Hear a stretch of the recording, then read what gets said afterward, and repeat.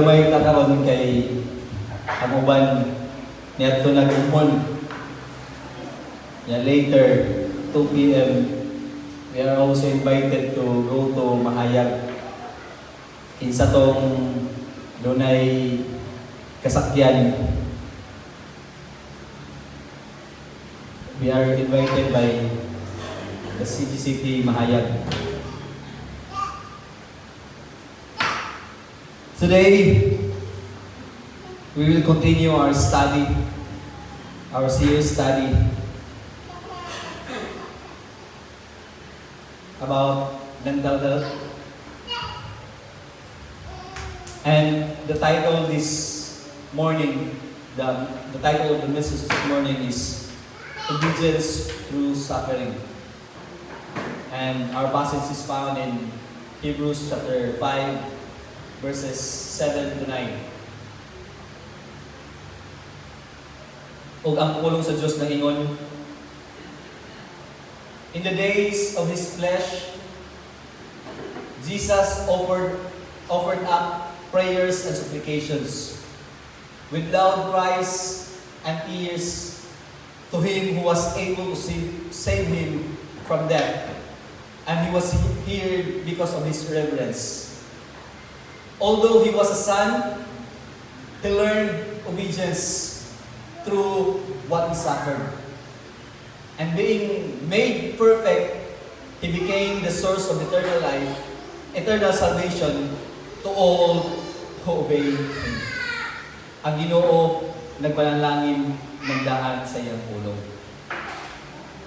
Now, this is very important.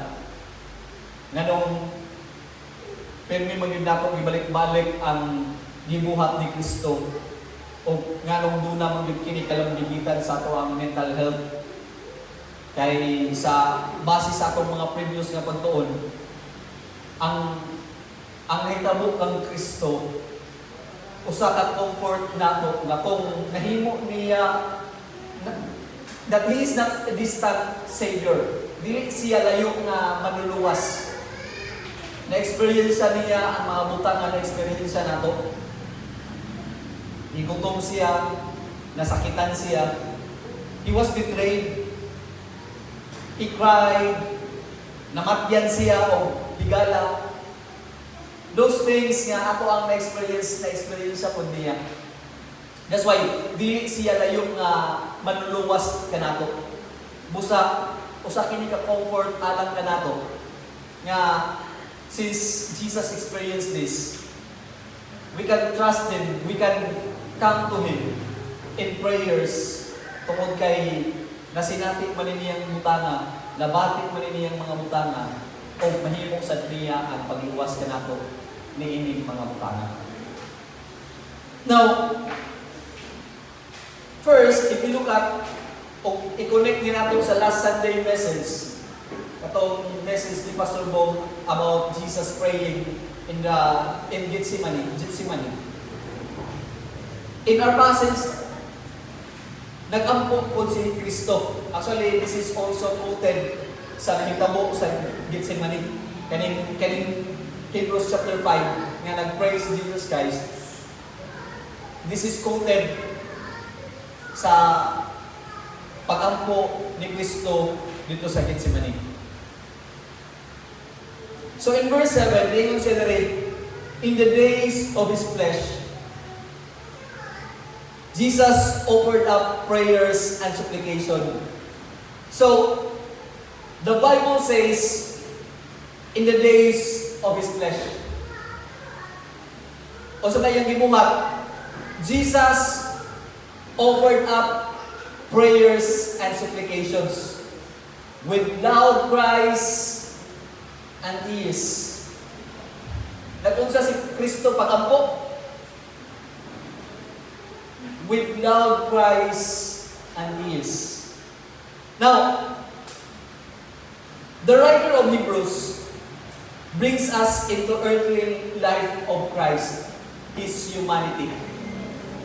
Pag-ingon niya, in the days of His flesh, this reminds us that Jesus truly experienced human weakness.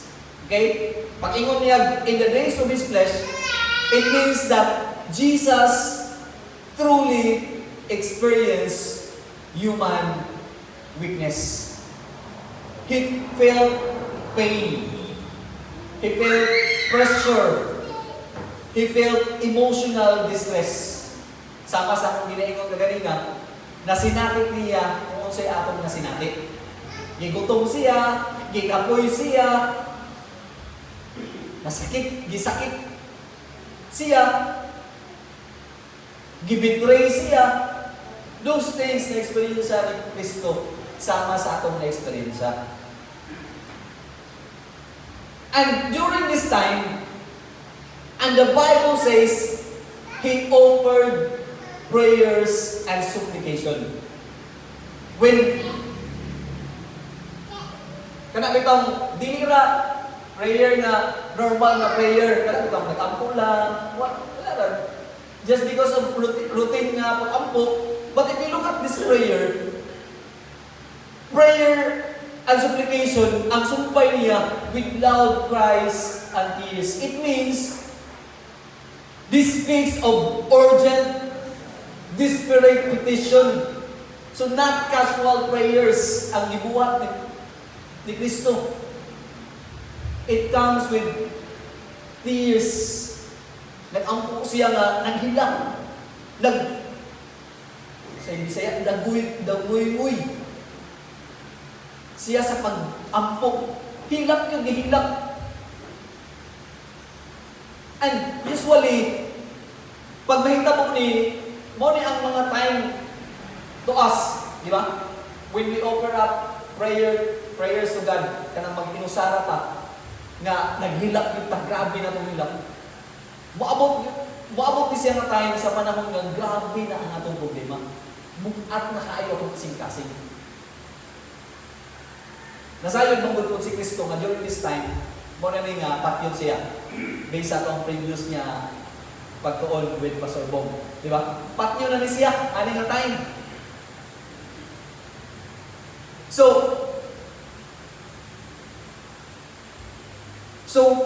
there's really clear emotional intensity sa iyahang mga pag-ampok. So, during this time, Jesus was overwhelmed with sorrow. So, mawala ni siya nga time na grabe na. Kay kabalo man siya, kapatyuno na siya. That's why, if you look at sa iyang mga prayer, niingon niyo si Kristo nga, take this cup away from me. Di ba? Niingon niyo siya nga, Amahan, ayaw sa kupatyak. Kay buot pasabot pa nga, grabe na ang sorrow, grabe na ang distress emotionally nga libati ni Kristo. That's why during this time, nag-agulong yun siya sa pag-ampok. Hilak yun siya sa iyang pag-ampok. And imagine,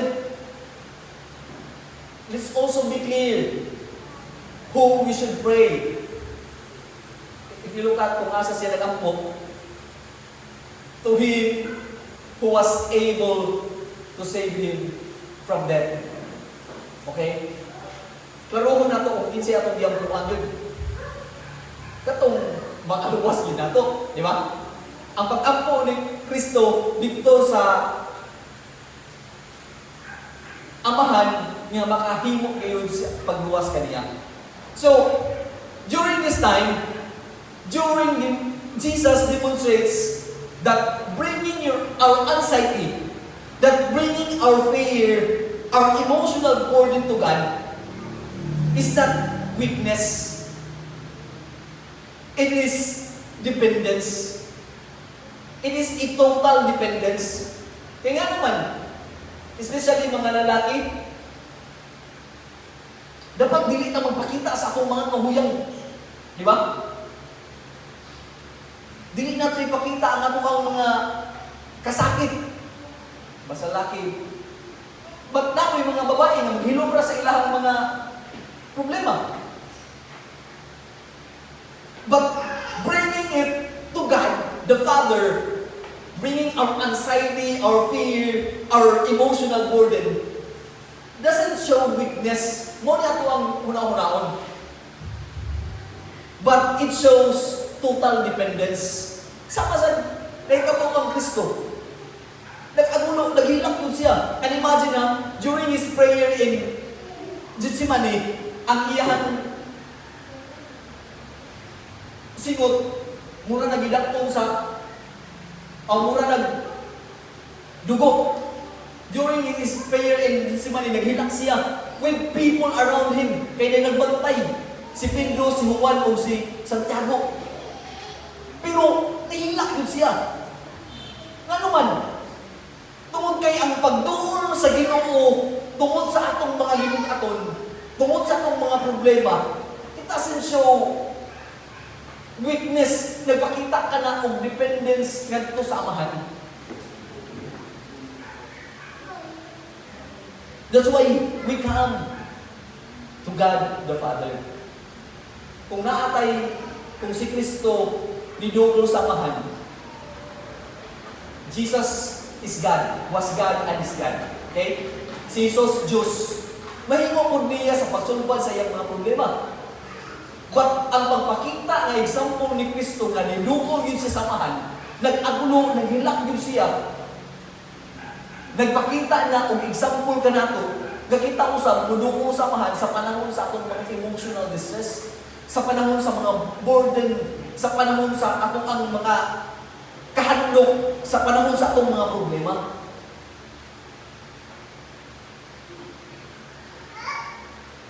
Next, if you look at the reverent submission that was heard, gitubag ang iyang pag-ampo.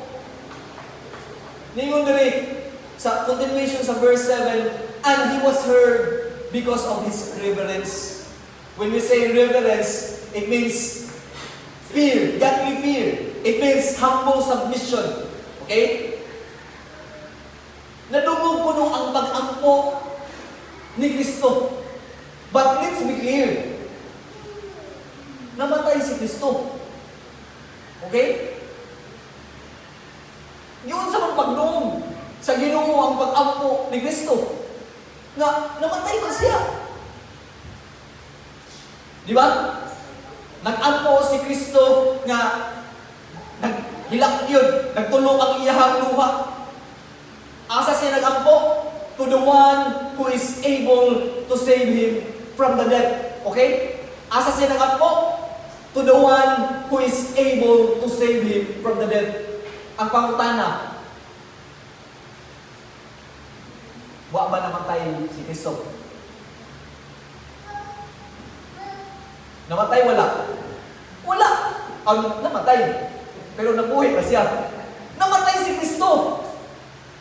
Kunya, niwan man nila ka, he was here. Ninumong siya sa Ginoo, sa iyang mga pag-ampo.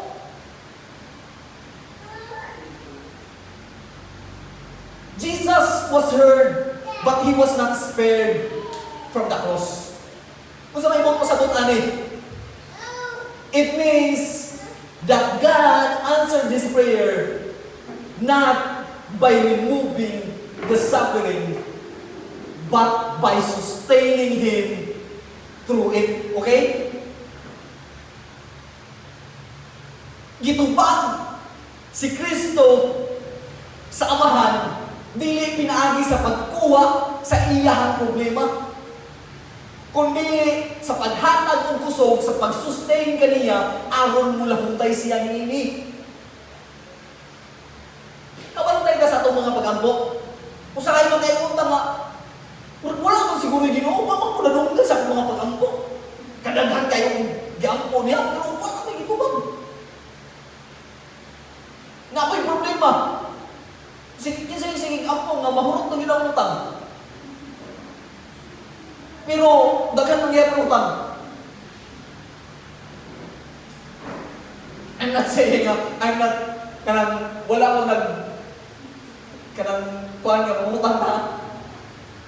Pero di ba kay kani may isa sa permi na tong problema kanang bitang kini ka wala pa ganing pag-abot sa 15 urot na diretso atong sinlong kay nga naman tuwa naman sa mga loan. Di ba? 15, 30. Wala na gina. Naananay Wa pa ka rin niabot ang sindo, humanan ang pintana to, humanan ang pintana, di ba? Sino na nadaan sa kwan? Kinausan. Doon na tayo mga pag-ampo nga, seemingly wala di dumog sa Ginoo, wala itubag sa Ginoo. Especially sa mga problema nga atong gipang atubang. Sa mga gipong atong gipang bit-bit. And what happened to Christ tells us that when we pray to God, He hears us. Gidumog ta niya. O sa iyang pagtuong sa atong mga pag-ampo, dili isa tanang panahon nga iyang kwaon ang atong mga problema. Kunili, iya kitang tagaan puso aron makasustain kita niini. So,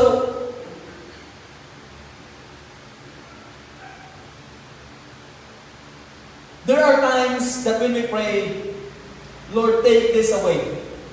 But sometimes, the answer of God is not removal, but strength. Okay? Parehasan ng mag-ampo ka, Lord, patas ipa kung pasensya. Kasi kasagaran ko bang sa Ginoo, tagaan tag problema. Kaya usaw ng pagpataas sa itong pasensya, kung wala tayo pasensyahan, di ba? Manang, ayaw nag-ampo pasensya kahit gumagan na tayo ng problema. No. Kidding aside, ingana ang mahitabo. The same way when we pray that, Lord, waani?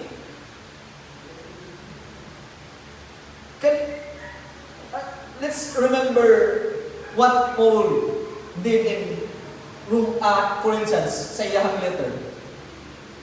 Doon na sa'y sakit, doon na sa'y balatian. Pero, if you look at sa iyang statement, he prayed to God, he begged, mo yun yung ang iyang term, he begged God to take it away from him. Pero wala yung gikuha sa Ginoo ang iyang balatian. Kaya nga naman,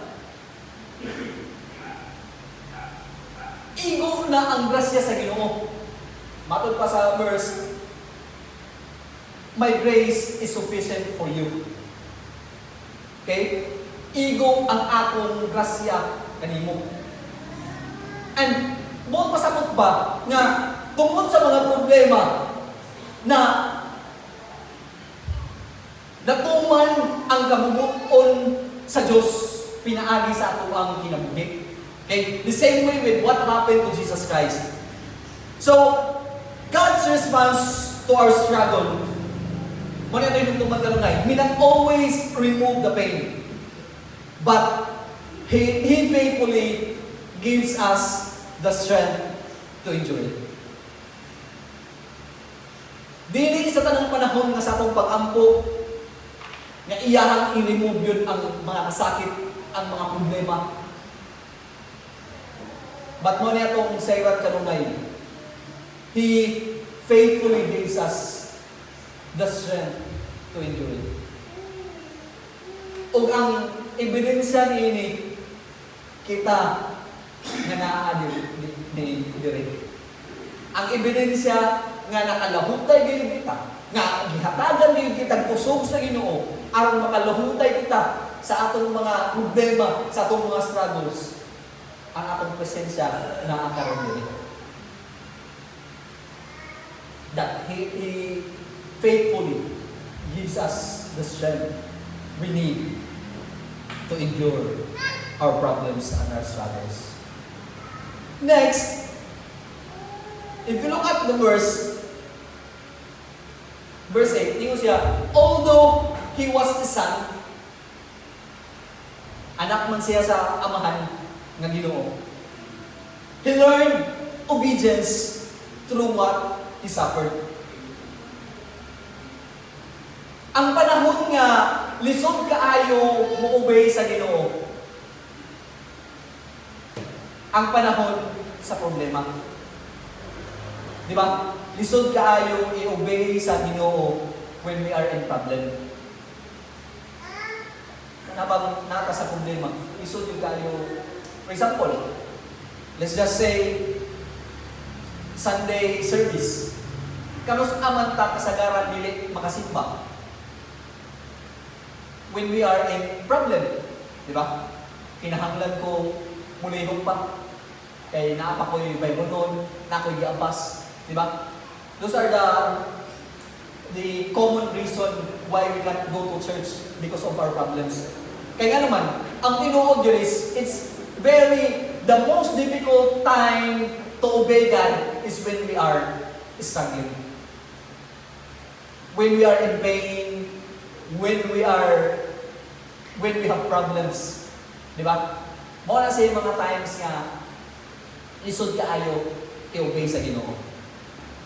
But if you look at this verse, ang gipakita na po ni Kristo is isa ka example nga bisan day sa suffering, mo-obey ta.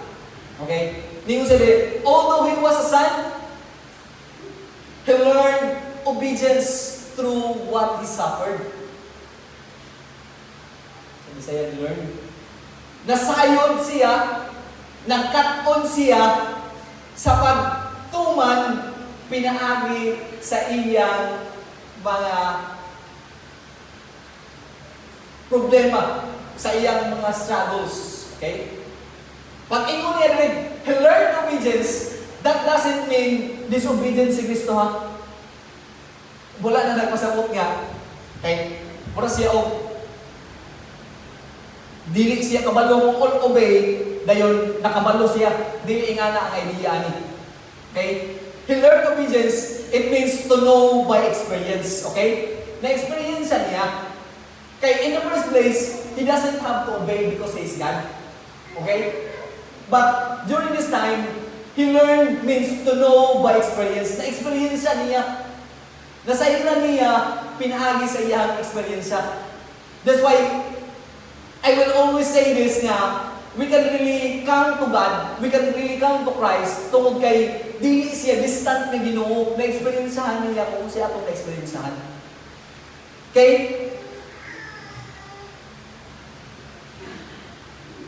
So, Jesus obeyed even when it cost him everything. Gi-obey niya ang Amahan bisan pa o mahurot na niya, ha? Even it cost him everything. Usahay, lisod kaayo mo obey sa Ginoo when we have kanang kung mawala ta.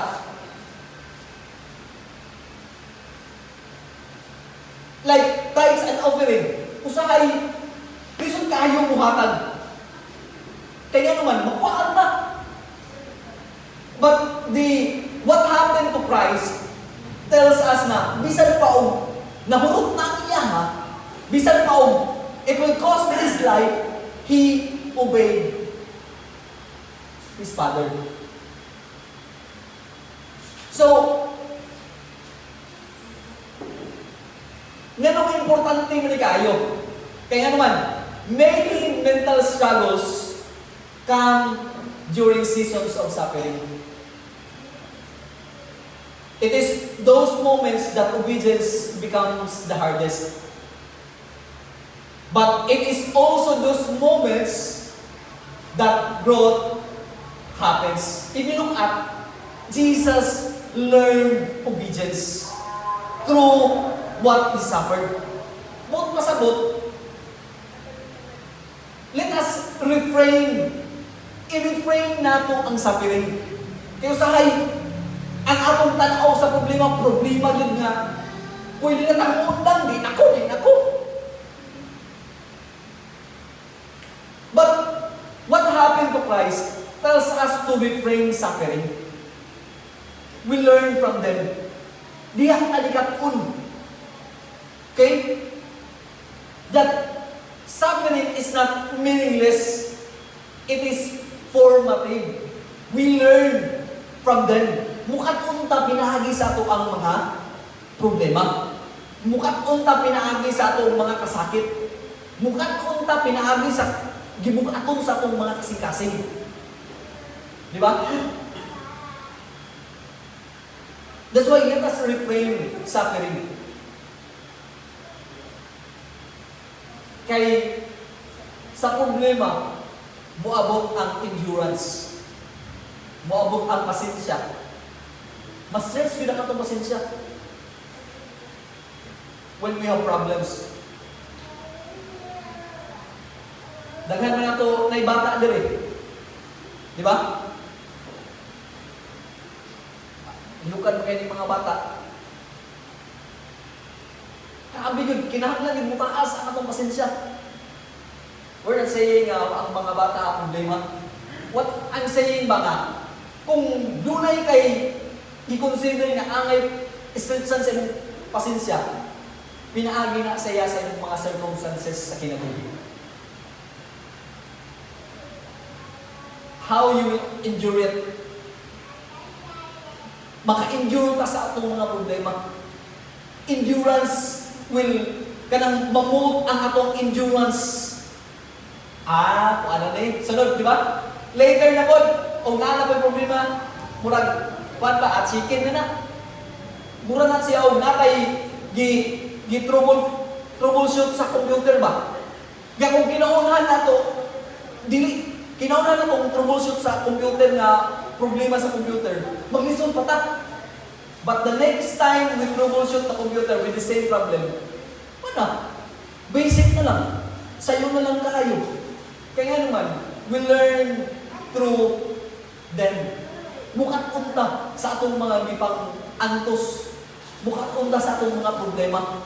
That's why let us refrain our suffering. I'm not saying nga, mangita na tag problema. May problema na kay makaton kong problema. Makaton kong pinaginirin. I'm not saying nga na itong buhaton. Kay always ka itong ibutan sa tumuna-una. Problem will always find us. It's not us that will find problem. Okay? Ang problema mo yung perming mangita sa atoa. What I'm saying here is that let us refrain problem na maabot sa itong kinabuhi. Nga, this is not meaningless. Doon ay katuyuan ang Ginoo sa mga problema nga niabot sa itong kinabuhi. And one of the filmin akong example is amo ang sitwasyon. We came from Mindanao. Kunya, di ka rin sa Mindanao, niyan hinig Bohol kung kay doon na may problema. Na may problema sa pamilya. That's why niyan hinig Bohol. Ano sahay? Makauna-una ko ba nga, ano nahitamo ba ito? Especially, broken family ang problema. Anong broken naman ni? Ano ba? Sa'yo makahuna-huna ko anong nga mga butang. But looking back, looking at the other side of the coin, we came here and we know God. Diri mi nakakaila sa Ginoo.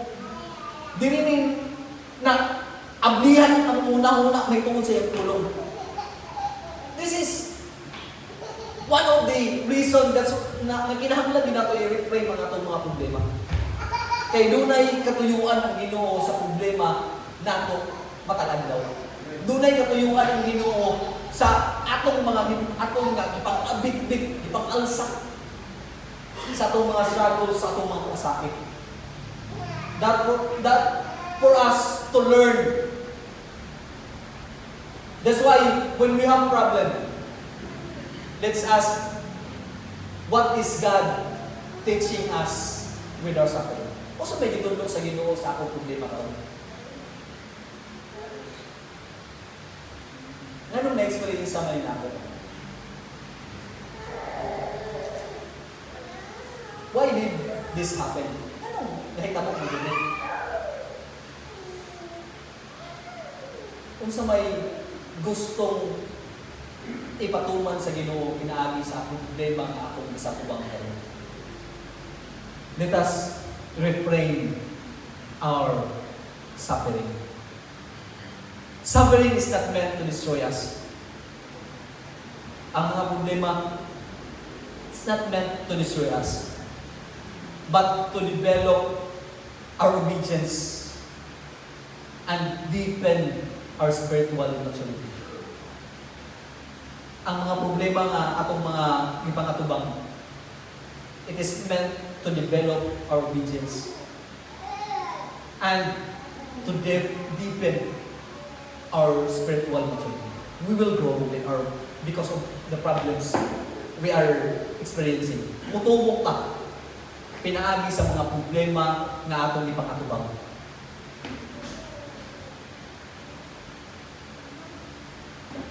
The perfection of Christ and the completion of His mission. Ningon sa way, and being made perfect. So, this does not mean that Jesus improved morally, okay? Immature pa si Kristo, that's why inimmature na siya. Dili ko sa buti nga na. Pag ingon niya made perfect, it means brought to completion or fully accomplished, okay? Na fully accomplished na. Kaya nga naman, kay namatay siya, nagbanhaw po siya. That's why he is the only qualified to save us. Siya lang ang qualified nga bakaluwas niyo kanato. Gawas na nga gikan siya sa taguangkan ni Maria, pinaagi sa balang espiritu.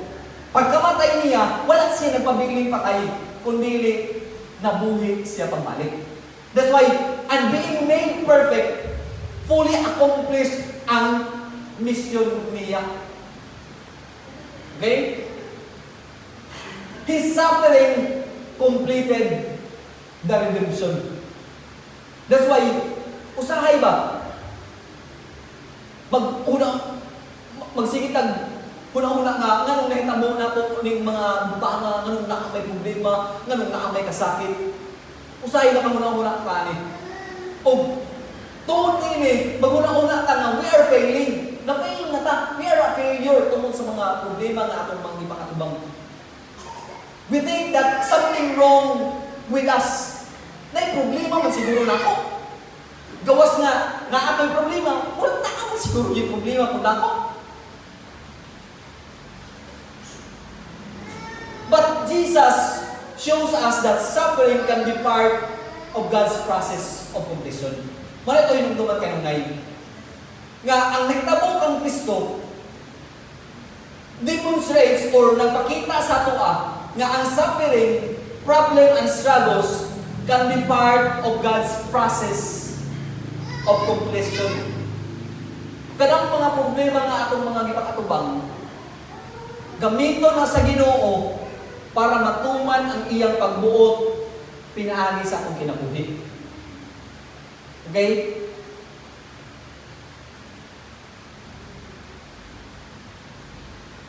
Sa atong mga previous na mga prayer meetings, di ba? Baka himo na tapag encourage sa matag usap tungod kay na-experience na ako, okay na ang Ginoo, maghatag nimo kusog, ang Ginoo, mutabang nimo. Pakaingana naman ta. Di ba? God's purpose in our lives, matuman. Di lang sa mga maayo nga panahon sa atong kinabuhi, kundi bisan sa panahon nga nag-antos ta. Bisan sa panahon nga doon tayo mga problema. Okay? Again, suffering is not always a sign of failure. It can be a sign that God is working in our lives. Again, akong balikon. Suffering is not always a sign of failure. It can be a sign that God is working. Sinyalis na siya na ang Diyos nagpanglihok sa atong kinabuhi. Sinyalis na siya na ang Diyos nagpamuhat sa atong kinabuhi. So what feels like a failure in our suffering may actually be God completing His work in us. Ang Diyos pinaagi sa atong mga pag-antos, iya kining gigamit aron matuman iyang kamubuton diri sa atong kinabuhi. Okay? God can use our deepest suffering as part of His greater purpose, just as He used Christ's suffering to bring salvation. Ang Diyos mugamit sa atong mga pag-antos aron mapakita ang iyahang greater purpose sa atong ginabuhi. Sama sa nahitabo kang Kristo nga nisakro siya sa paghatag kanatong kaluwasan.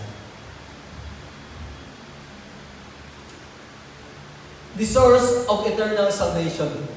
Continuation of verse 9, he said, He became the source of eternal salvation to all who obey Him.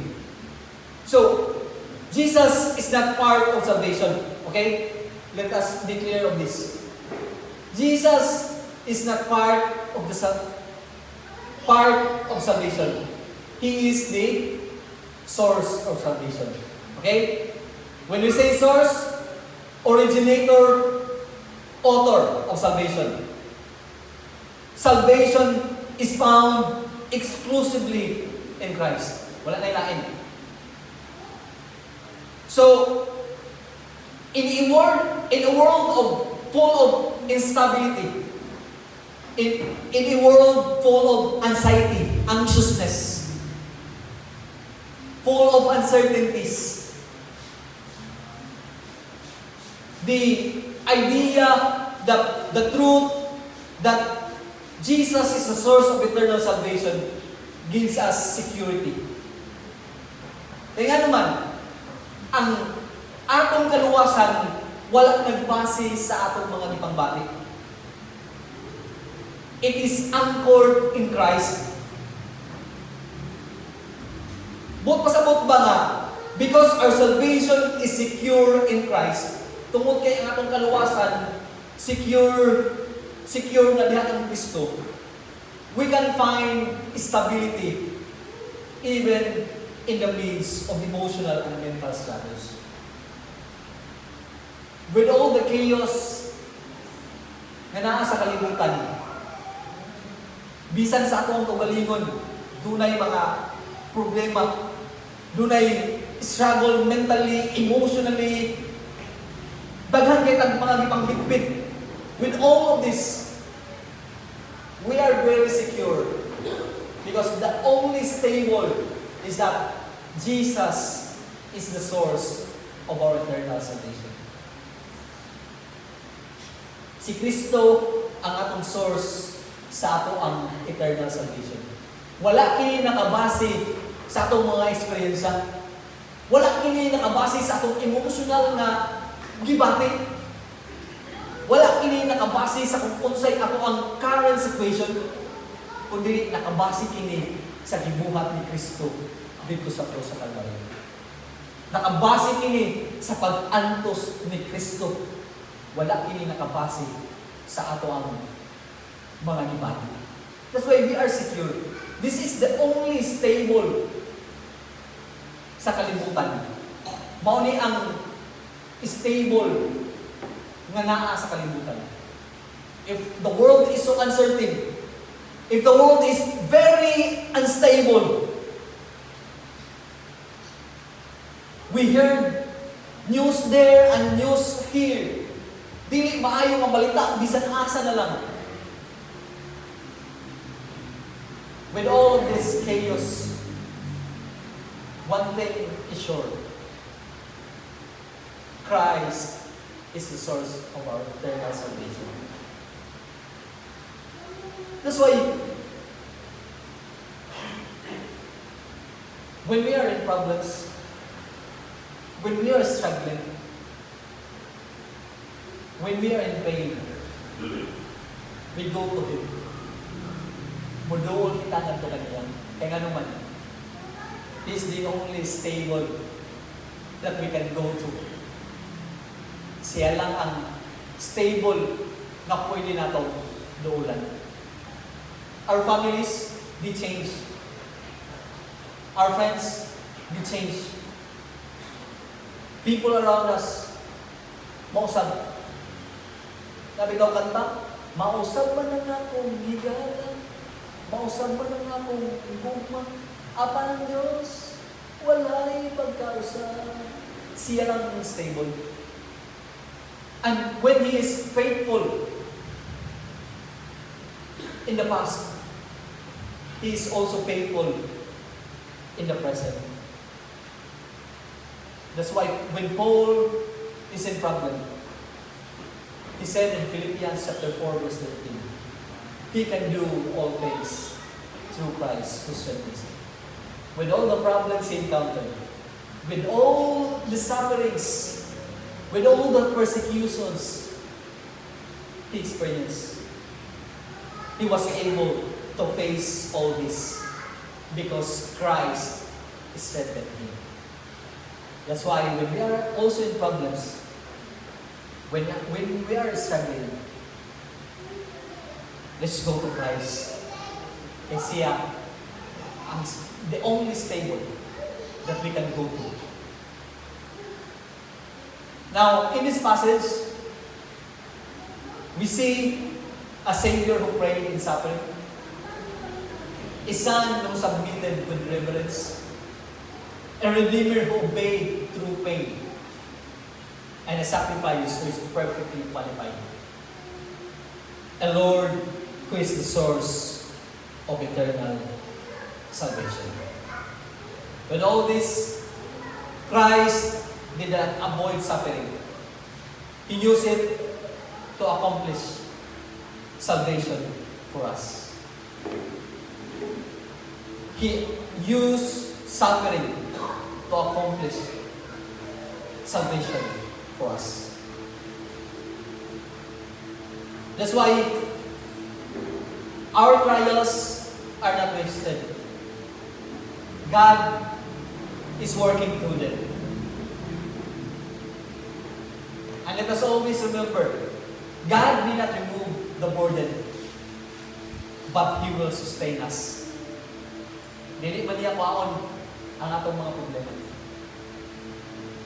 But we are sure of this, that He will sustain us. That's why let us look to Christ. He is our perfect and sufficient Savior. Siya ang atong perfect Savior. Siya ang igo na manluluwas. Let us trust Him. Let us obey Him. And let us rest in Him. Because the same Christ who suffered is the same Christ who sustains. Doon na kay problema, doon na kay ipang atubang, doon na imong aton nga imong gibitbit, pinumdin kini. Anaa si Kristo nga maglingkod kanimo. Anaa si Kristo nga maghatag og kusog sa pag-atubang niini aron matuman iyang kamubukon pinaagi sa akong Ginoo.